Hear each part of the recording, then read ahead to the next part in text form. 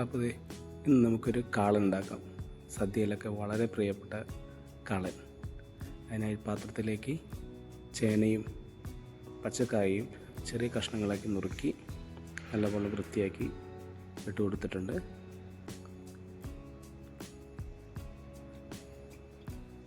അതിലേക്ക് ആവശ്യത്തിന് വെള്ളം ഒഴിക്കുക. അധികം വെള്ളം ഒഴിക്കേണ്ട.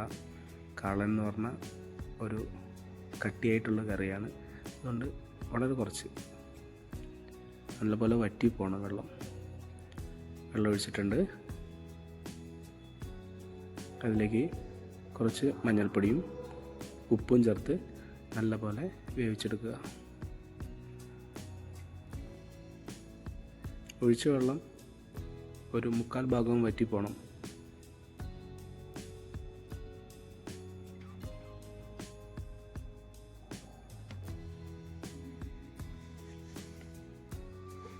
വേണമെങ്കിൽ നിങ്ങൾക്ക് പ്രഷർ കുക്ക് ചെയ്യാം, അല്ലെങ്കിൽ ഓപ്പണായിട്ട് വെച്ച് വേവിച്ചെടുക്കാം.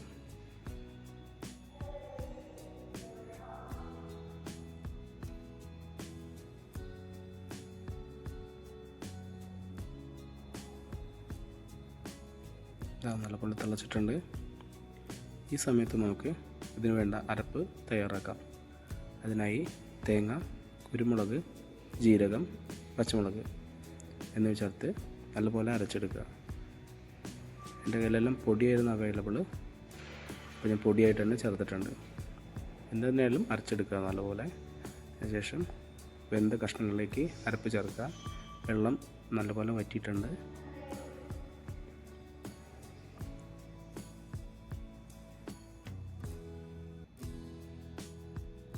നല്ലപോലെ ഇളക്കി കൊടുക്കുക. ഈ നേരത്ത് നമുക്ക് ഉപ്പൊക്കെ ഒന്ന് ടേസ്റ്റ് ചെയ്ത് നോക്കാം. കാരണം അരപ്പ് കൂടി ചേർത്തപ്പോൾ ചിലപ്പോൾ നമ്മൾ ചേർത്ത ഉപ്പ് കുറവായിരിക്കും. തൈര് ചേർത്ത് കൊടുക്കുക. അധികം പുളിയില്ലാത്ത തൈര്. വല്ലാതെ പുളിയായി കഴിഞ്ഞാൽ ടേസ്റ്റ് മാറിപ്പോകും. തൈര് ചേർത്ത് കൊടുക്കുക. തൈരിൻ്റെ പുളിയുടെ ഇതുപോലെ നമുക്ക് അളവ് കൂട്ടി കുറച്ചിരിക്കാം. നല്ലപോലെ ഇളക്കി ഒന്ന് വല്ലാതെ തിളപ്പിക്കാൻ നിൽക്കരുത്.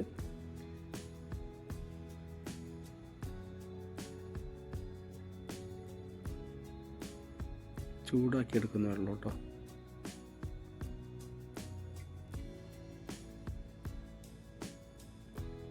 കാളൻ ഏതാണ്ട് റെഡിയായി. ഇനി നമുക്ക് താളിപ്പ് തയ്യാറാക്കാം.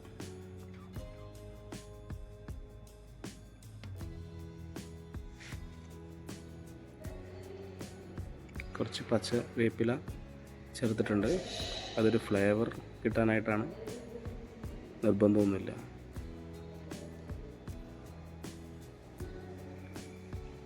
ഇനി നമുക്ക് താളിപ്പ് ശരിയാക്കാം. അതിലേക്ക് ചട്ടിയിലേക്ക് എണ്ണ ഒഴിച്ച് ചൂടാകുമ്പോൾ കുറച്ച് ഉലുവ ഒന്ന് ചൂടായി വരുമ്പോൾ കടുക് ആഡ് ചെയ്യുക.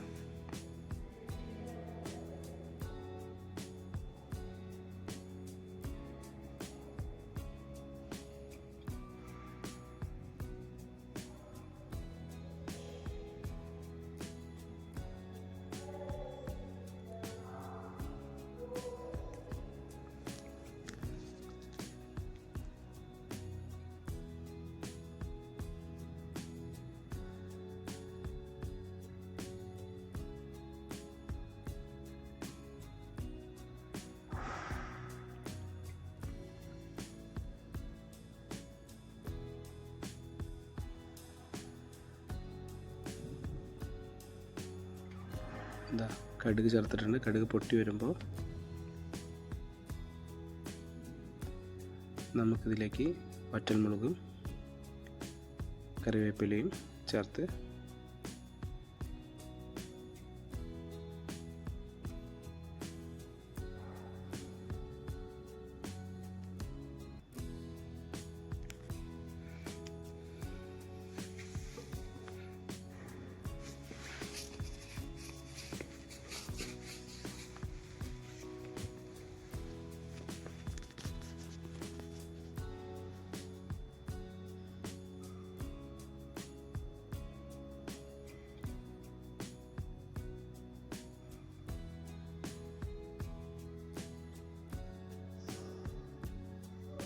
കടുക് നല്ലപോലെ പൊട്ടിയിട്ടുണ്ട്.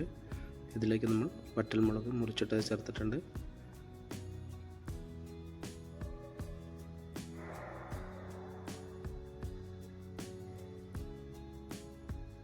കറിവേപ്പില ചേർത്തിട്ടുണ്ട്.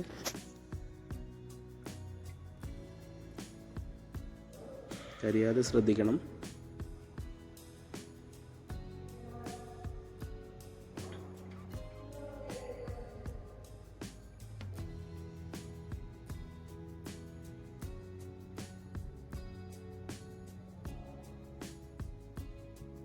ഇത് നമ്മൾ തയ്യാറാക്കി വെച്ചിരിക്കുന്ന കാളനിലേക്ക് ആഡ് ചെയ്ത് കൊടുക്കുക.